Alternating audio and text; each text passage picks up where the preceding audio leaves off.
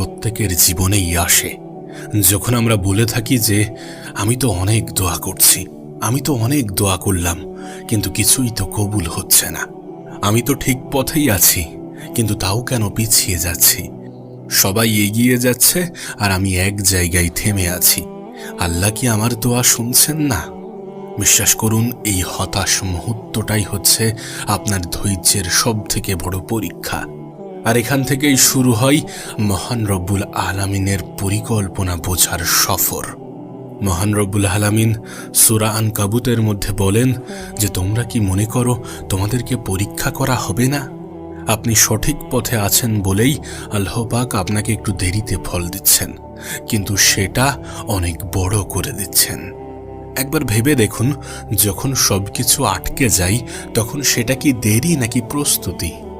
আপনি হয়তোবা মনে করছেন যে আল্লাহ পাক দেরি করছেন, কিন্তু বাস্তবে আল্লাহ পাক আপনাকে তৈরি করছেন।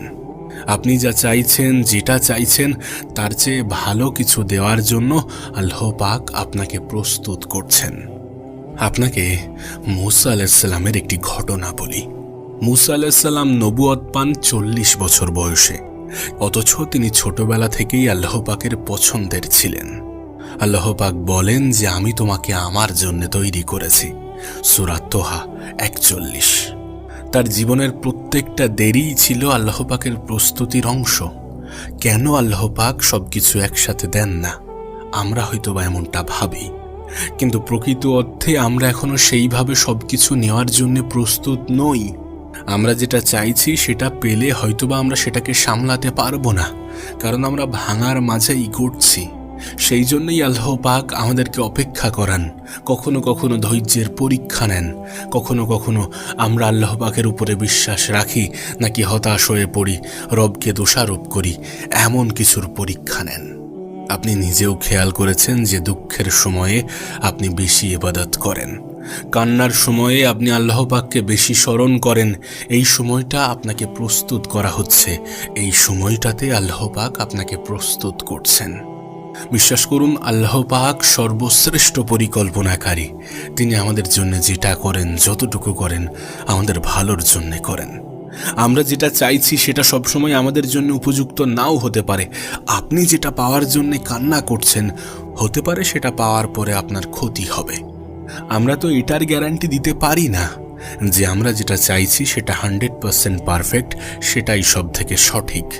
মহান রব্বুল আলামিন সূরা বাকারার মধ্যেই এটাকে স্পষ্ট করে দিয়েছেন যে তোমরা এমন কিছু অপছন্দ করো যেটার মধ্যে তোমাদের ভালো রয়েছে। বিশ্বাস করুন, আল্লাহ পাক আপনার দোয়া ফেলে দেন না। তিনি সেটাকে ধরে রাখেন ঠিক সেই সময়ের জন্য যখন আপনি সেটা পেলে শুধুমাত্র খুশি নয়, বরং তৃপ্তিও পাবেন। আপনার দোয়া এখনো কবুল হয়নি তার মানে এটা নয় যে আপনি বাতিল হয়ে গেছেন। নিঃসন্দেহে আপনি আল্লাহর প্ল্যানের মধ্যেই আছেন, শুধু একটু ধৈর্যের প্রয়োজন। আমরা তো প্রায়ই বলি যে সব ঠিক হয়ে যাবে ইনশাল্লাহ, ধৈর্য ধরতে হবে। আপনি কি একবারও ভেবে দেখেছেন যে ধৈর্য মানে কি শুধুমাত্র চুপচাপ হাত গুটিয়ে বসে থাকা, নাকি সমস্ত কিছুকে মেনে নিয়ে সামনে এগিয়ে যাওয়া, সঠিক সময় সঠিক পরিস্থিতির জন্য নিজেকে প্রস্তুত করা? কোরআন এবং তাফসীর আমাদেরকে এটাই শেখায় যে সাবার মানে শুধুমাত্র চুপচাপ বসে থাকা নয়, শুধুমাত্র সহ্য করা নয়, বরং এটা হলো ঈমানি প্রতিরোধ। নিশ্চয়ই আমাদের আল্লাহ ধৈর্যশীলদের সাথেই আছেন। সূরা বাকারা 115। এখন প্রশ্ন হচ্ছে, এই ধৈর্যশীল কারা? তারা কিভাবে থাকে, কিভাবে আল্লাহ পাকের স্বাদ পায়? এখন কোরআনের দৃষ্টিতে ধৈর্য বা সবর বলতে বোঝায় আত্মাকে পাপ থেকে মুক্ত রাখা। এটা শুধুমাত্র কষ্টের মুহূর্তে চুপ থাকা নয়, বরং সমস্ত অপরাধ থেকে নিজেকে বিরত রাখা এবং কঠিন সময়গুলোতে আল্লাহর উপরে ভরসা রেখে পরিস্থিতির মোকাবেলা করা। হয়তোবা কিছু মানুষ আমাকে অবহেলা করছে, কিন্তু আমি জানি আমার রব আমাকে দেখছেন এবং তিনি আমাকে অনেক বেশি ভালোবাসেন, আমাদেরকে অনেক বেশি ভালোবাসেন। এই বিশ্বাসটা রাখা উচিত, কারণ এটা কোনো কল্পনা, কোনো গল্প মিশ্রিত লাইন নয়, এটা বাস্তব, এটা সত্য।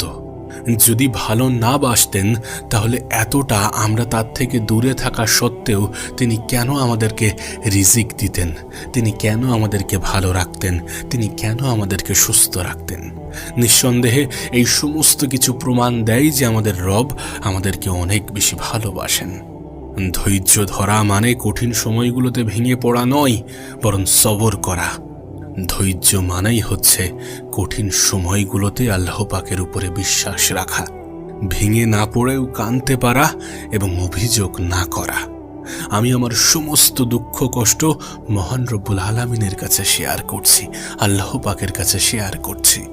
এই লাইনটি বলেছিলেন ইয়াকুব আলাইহিস সালাম, যিনি তার প্রিয় সন্তানকে হারিয়েও বলেননি যে আল্লাহ পাক কেন এমনটা করলেন। আপনার সফলতা দেরিতে আসছে, আপনার সাকসেস ডিলে হচ্ছে, তার মানে এমনটা নয় যে আপনি ব্যর্থ। এমনটা কেন ভাবছেন? হতে পারে আল্লাহ পাক আপনাকে ধৈর্যের ডিগ্রি দিচ্ছেন। ঠিক যেই সময়ে আপনি অপেক্ষায় থাকেন সেই সময়ে আল্লাহ পাক আপনাকে প্রস্তুত করেন। আপনি পরিশ্রম করছেন, আপনি ধৈর্য ধরছেন, আপনি নামাজ পড়ছেন, আপনি দোয়া করছেন, কিন্তু কিছুই হচ্ছে না।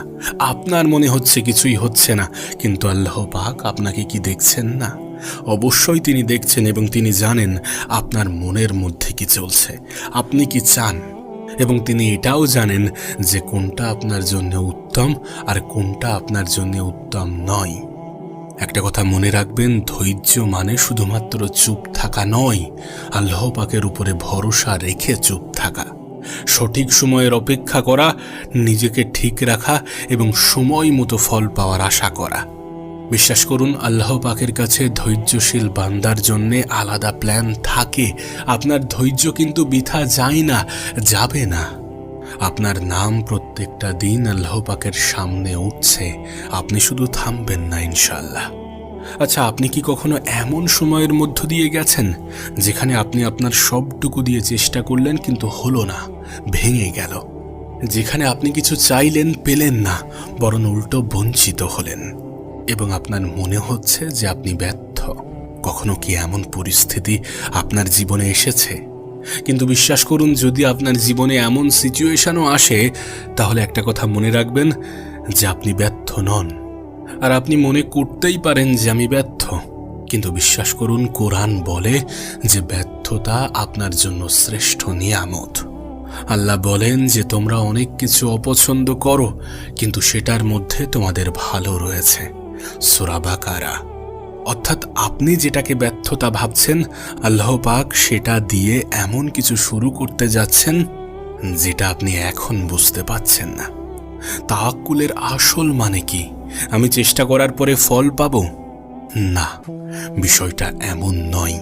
তাওয়াক্কুল মানে হচ্ছে আমি চেষ্টা করব কিন্তু ফল আল্লাহ পাকের উপরে ছেড়ে দেব, কারণ তার পরিকল্পনাটাই সেরা। এটা সেই আত্মবিশ্বাস যেটা বলে আল্লাহ চাইলে এই ব্যর্থতা থেকেও কিছু সৃষ্টি করবেন। আপনি ভেবে দেখুন, নবীদের জীবনে ব্যর্থতার মুহূর্তগুলো কিভাবে সফলতার শুরু ছিল।